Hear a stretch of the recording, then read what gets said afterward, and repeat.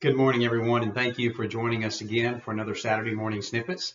Today, we're continuing on from where we left off, kind of, in John chapter 13 last week, and this time we're looking at verses 15 through 17. Now, for context, if you didn't see last week, please do that, but if you don't have a chance to, Jesus has just finished what we call the Last Supper, and he has communed with his disciples.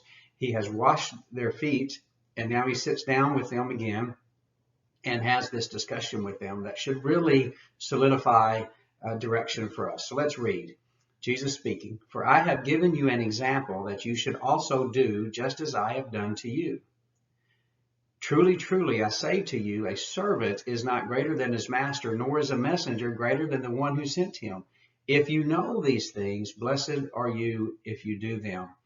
As we read this, a lot of denominations and persons have interpreted that literally. Jesus said, wash feet, so they go through the religious function of washing people's feet. As people always have their feet clean when this happens. It's not like they're going to the homeless and washing their feet, or they're bathing the bodies of someone who's coming in for a procedure, that type of thing. And Jesus is not talking about a religious function. He's talking about an attitude of our hearts. And we see that here by these key words. Truly, truly, I say to you, a servant is not greater than his master. He's reminding the disciples and us that we are servants. That's not what we do. That's who we are. And Jesus is our master. That's not what he does. That's who he is. So we have to remember that relationship. We are sent out into the world as servants of the master, to be servants to the world in his name. And he says, nor is a messenger greater than the one who sent him. Again, it shows us not what we do, but who we are. We are messengers of the gospel of Jesus Christ. That is what we do.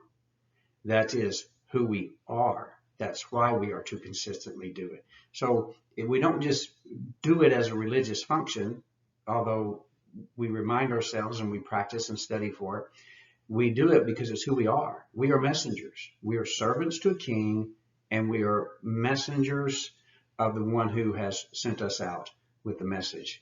So if you want to really impact the world for Christ, you might not do it for your denomination or your religion. People might not see it growing the congregation, but if you want to impact the kingdom for Christ, remember that we're servants of the King. It's who we are, and we need to express that to the world in actions. We are messengers of the gospel of our King, Jesus Christ. And we need to share that because it's who we are. It should be part of our nature. Do this, he says, and you will be blessed. Not about a religious function, about an attitude of our hearts. God bless you. Hope to see you next week. Share this with everyone you can, and ask me for more studies that we're beginning to create. God bless you.